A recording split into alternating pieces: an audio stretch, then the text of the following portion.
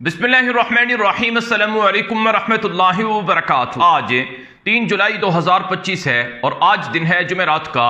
आज की ताज़ा तरीन बड़ी खबरों से इस व्लॉग का आगाज करने जा रहे हैं।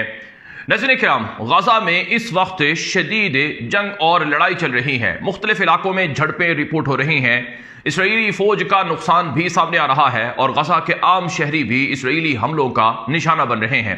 आज की बड़ी खबर है जिसे इसराइली अखबारात ने, इसराइली मीडिया ने नशर किया है कि गजा के अंदर मजीद एक और इसराइली फौजी हलाक हो गया है और इसी तरह से 3 से ज़ायद इसराइली फौजी जख्मी बताए गए हैं और अलग अलग वाक़यात गजा के अंदर इसराइली फौजियों के खिलाफ रिपोर्ट हुए हैं। इस हवाले से मेरे पास एक तफसीली रिपोर्ट है जिसे एक मशहूर इसराइली अबरानी ज़बान के अखबार यदीओत आहरोनोत से वाबस्ता एक मशहूर इसराइली सहाफ़ी जो कि मिलिट्री कॉरेस्पोंडेंट है या रिपोर्टर है जिसका नाम योआव ज़ैतून है, उसने तफसीली जो गजा के अंदर इसराइली फौजियों के साथ जो सूरत हाल पेश आ रही है उस पर बाकायदा तफसीली रिपोर्ट दी है। मैं उसका उर्दू तर्जुमा या अबरानी ज़बान में रिपोर्ट है, मैं इसका उर्दू तर्जुमा आपके सामने रखूंगा ताकि आपको गजा की सूरत हाल समझने का मौका मिले। उसने कहा कि देख रहा हूं कि एक और इसराइली फौजी कार्रवाई को गजा में मार्केटिंग के तौर पर शेर की मानंद उठने के नाम से पेश किया जा रहा है। गोया ये पहली बार है कि शुमाली गजा में लड़ाई हो रही है, ये इसराइली सहाफ़ी ने लिखा। उसने तफसीलन लिखा कि नंबर 1, फिलहाल हमास के पास 10 से 15 हज़ार रजिस्टर्ड मुसल्ला जंगजू मौजूद हैं। ये भर्ती किए गए लड़के नहीं हैं बल्कि तरबियत याफ्ता अफराद हैं। इनमें से कई हज़ार शहर गजा में मौजूद हैं जो कि 8 लाख शहरियों के दरमियान हैं। दूसरे नंबर पर उसने बात लिखी कि आज के इसराइली फौजी के हलाक होने और ज़ख्मी अफराद 2 ब्रिगेड्स यूनिट से ताल्लुक़ रखते हैं जिन्हें डिवीज़न 98 के तहत तैनात किया गया है, यानी फार्मेशन 7 और कमांडो यूनिट जो ईरान की जंग के बाद दोबारा गजा भेजे गए थे। ये इसराइली सहाफ़ी ने लिखा। नंबर 3 पर उसने बताया कि आज के दिन 3 खूनरेज़ झड़पें हुई हैं। एक एंटी टैंक मिसाइल ने टैंक को निशाना बनाया, एक मिसाइल इमारत पर गिरा और एक वाक़े में फौजी को स्नाइपर निशानाबाज ने निशाना बनाया। ये सब कुछ शहर गजा के दाखिली इलाके शुजाइया के महल्ले में पेश आया जो इसराइली बॉर्डर के बहुत करीब है। नंबर 4 पे उसने बताया कि इसी शुजाइया महल्ले में पिछले 2 महीनों से इसराइली फौज की रिजर्व ब्रिगेड 646 मौजूद है। इसके बावजूद यहां अभी भी ऐसे इलाके बाकी हैं जो साफ नहीं किए गए और ना ही मुकम्मल कब्जा हुआ है। इसके अलावा उसने कहा कि शुजाइया की जो तंग गलियों वाला इलाका है वो तो अभी इसराइली फौज के हाथ में आया ही नहीं है, वहां पर इसराइली फौज गई ही नहीं है। उसके साथ साथ उसने कहा कि डिवीज़न 98 और दीगर जो फौजी यूनिट हैं उनको तो असल में हमास के मजबूत गढ़ों पर शहर के अंदर जैसे जैतून, रमाल, शाते और सबरा के महलों में कब्जा करना है। फिलहाल वो सियासी क़यादत के ग्रीन सिग्नल के मुंतज़र हैं ताकि वो इस बड़े ज़मीनी ऑपरेशन का आगाज़ करें। अगर कैदियों की डील या जंग बंदी का मुआहिदा हो जाता है तो फिर इस कार्रवाई को रोकना मुश्किल हो जाएगा। उसने साथ साथ ये भी लिखा कि डिवीज़न 98 फिलहाल शुजाइया में मोर्चे संभाल रही है, थोड़ा आगे बढ़ रही है, इलाके को दोबारा समझने की कोशिश कर रही है और गुज़श्ता दिनों में शहर के अहदाफ पर फिजाई हमले कर रही है जिसमें दर्जनों जंगजू मारे गए। नंबर 8 पे उसने बताया कि छापों के दौरान फौजी बता रहे हैं कि वो मौसर तरीके से काम कर रहे हैं, हरकत कर रहे हैं, कोशिश कर रहे हैं और अब भी असलहा और सुरंगें बरामद कर रहे हैं, लेकिन असल रुकावटें, मसाइल और क़िल्लतें ऊपरी क़यादत की तरफ से हैं।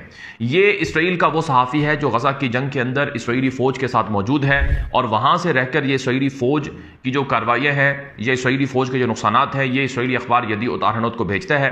तो इसकी तरफ से जो तफसीली जो ये रिपोर्ट दी गई है इससे आपको अच्छी तरह से मालूम हो गया होगा कि गजा के अंदर लड़ाई किस तरह से चल रही है और वो इलाके जहाँ पर इसराइली फ़ौजें कई बार ऑपरेशन कर चुकी हैं वहाँ पर दोबारा उनकी हलाकतों की खबरें आती हैं, उनके ज़ख्मी होने की खबरें आती हैं और उन्हें नुकसानात का सामना करना पड़ता है। अब जरा बात कर लेते हैं कि एक और जो बड़ी खबर है वो ये है कि गजा से इसराइल पर रॉकेट हमले हुए हैं। ये मेरे पास यदीओत आहरोनोत की एक और तफसीली रिपोर्ट है जिसमें कहा गया कि rockets fight from Gaza intercepted over सदीरूत। सदीरूत जो इलाका है वहां पर इस रॉकेट जो फायर किए गए थे इनको इंटरसेप्ट कर लिया गया है, यानी कोई नुकसान नहीं हुआ है। इसके साथ साथ नाज़रीन किराम एक और जो बड़ी खबर है वो ये है कि इसराइली फौज की तरफ से ये कहा गया है कि गजा के अंदर कार्रवाई में फिजाई बमबारी में 2 हमास के लोग मारे गए हैं जिनका ताल्लुक 7 अक्टूबर के हमले से था। ये इसराइली फौज की तरफ से कहा गया है।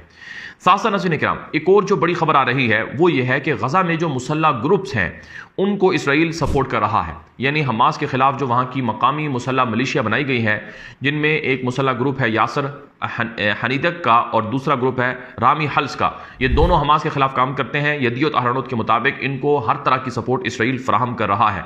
याद रहे इसी तरह का ग्रुप है यासर अबू शबाब का जिसको हमास ने सरेंडर करने की मोहलत दी है कि वो अपने आप को सरेंडर कर दे।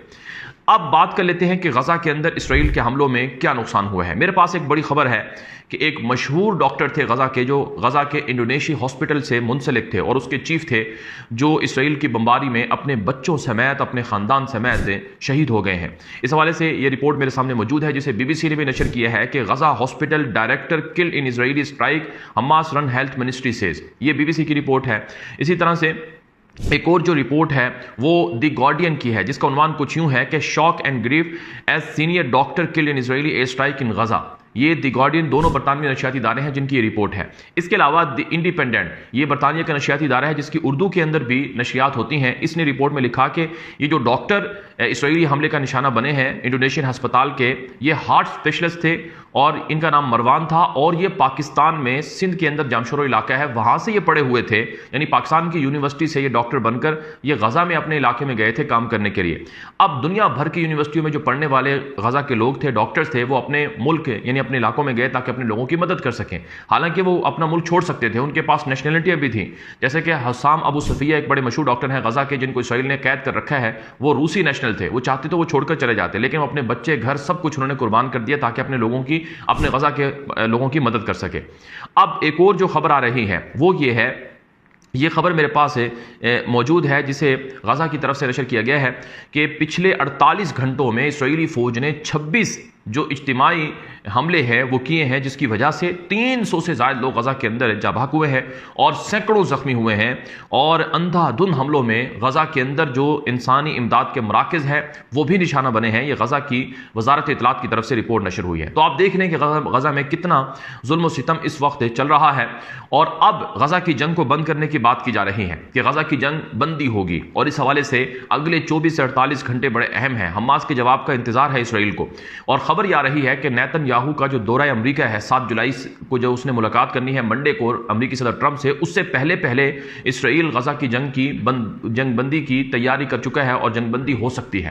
آج میرے پاس جو بڑی خبر آئی ہے جسے یدیعوت اہرانوت نے نشر کیا ہے، جس میں یہ بات کہی گئی ہے کہ US offers assurance as Hamas satisfied with phases hostage release proposal، کہ جو نیا پرپوزل ہے جس کی گارنٹی امریکہ نے دی ہے کہ جنگ بندی ہوگی، اور امریکہ نے گارنٹی حماس کو کرائی ہے کہ 5 مرحلے ہوں گے، 5 مرحلوں میں یہ معاہدہ چلے گا، اور 60 دن کی جنگ بندی ہوگی جس میں 10 اسرائیلی زندہ قیدی رہا کر دیے جائیں گے، اور 18 اسرائیل کی جو ڈیڈ باڈیز ہے، یرغمالیوں کی لاشیں ہیں، وہ رہا کر دی جائیں گی، اور 5 فیزز میں اسرائیل کے 10 قیدی رہا ہوں گے، یعنی 2-2 کر کے۔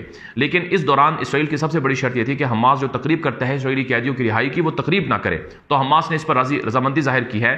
تو 5 مرحلوں میں 10 اسرائیلی زندہ قیدی رہا اور 18 ان کی ڈیڈ باڈیز رہا ہوں گی۔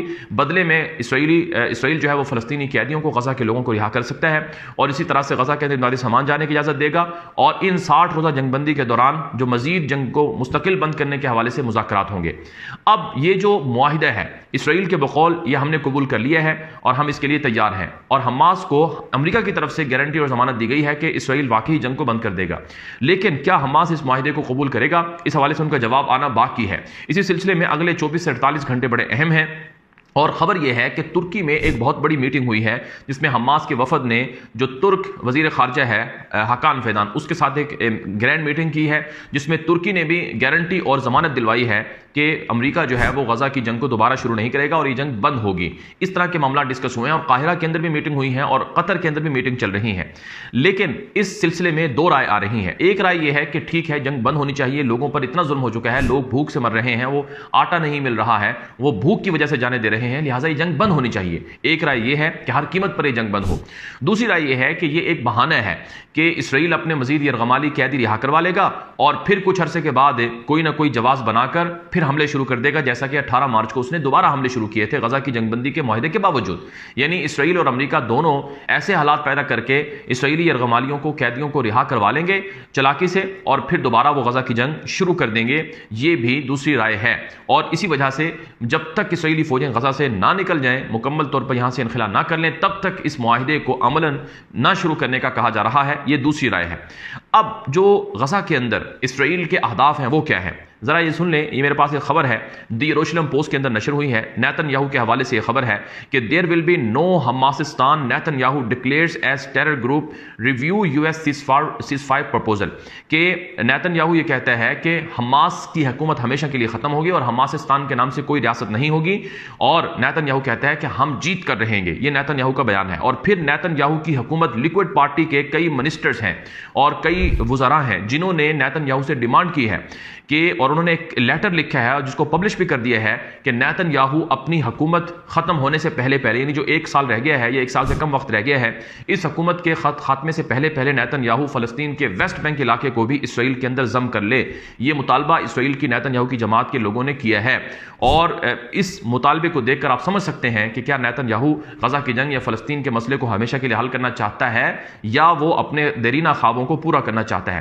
یہاں پر میں آپ کو ایک اسرائیل کے سابق وزیر اعظم ایہود باراک کی کچھ گفتگو ہے جو اس نے فرانس کے مشہور ٹیلی ویژن LCI کو ایک انٹرویو کے دوران کہی تھی۔ یہ اسرائیل کا سابق وزیر اعظم ہے جس نے، ایہود باراک اس کا نام ہے، جس نے فرانسیسی ٹیلی ویژن کی انٹرویو میں بات کہی تھی کہ نیتن یاہو کی حکومت میں ایسے متشدد مذہبی کٹر قسم کے وزیر ہیں جو نیتن یاہو کو یہ جنگ جاری رکھنے پر تیار کرتے ہیں، اور وہ کہتے ہیں کہ یہ جنگ جاری رہے اور یہ جنگ بھڑکتی رہے، آگ بھڑکتی رہے۔ کیوں؟ تاکہ اس سے ان کا جو مسیحا ہے اس کا ظہور جلدی ہو جائے گا۔ اب اسرائیل کے یہودیوں کا مسیحا کون ہے؟ وہ دجال ہے۔ تو اسرائیلی وزیر اعظم ایہود باراک کہتا ہے کہ نیتن یاہو اور اس کے ساتھی یہ جنگ جاری رکھنا چاہتے ہیں، اس کو بند نہیں کرنا چاہتے، اس کو بھڑکانا چاہتے ہیں تاکہ ان کا مسیحا دجال آ جائے۔ تو اس پیرے میں اس چیز کو آپ سامنے رکھ کر اندازہ کر سکتے ہیں کہ کیا غزہ کی جنگ بند ہونے جا رہی ہے یا یہ کوئی فراڈ ہے یا اس کے نام پر کچھ مزید آنے والے دنوں میں گڑبڑ کی جا رہی ہے۔ بہرحال یہ عالمی خبروں کا ایک راؤنڈ اپ تھا جو آپ کے سامنے رکھا گیا ہے۔ مزید اس طرح کی تفصیلات آئیں گی، آپ ہمارے سامنے اپنی رائے کا اظہار لازمی کیا کریں تاکہ آپ کے راہ کی روشنی میں ویڈیوز کو اور ویلاگز کو مزید اچھا اور بہتر بنایا جا سکے۔ اجازت دیجیے، السلام علیکم ورحمۃ اللہ وبرکاتہ۔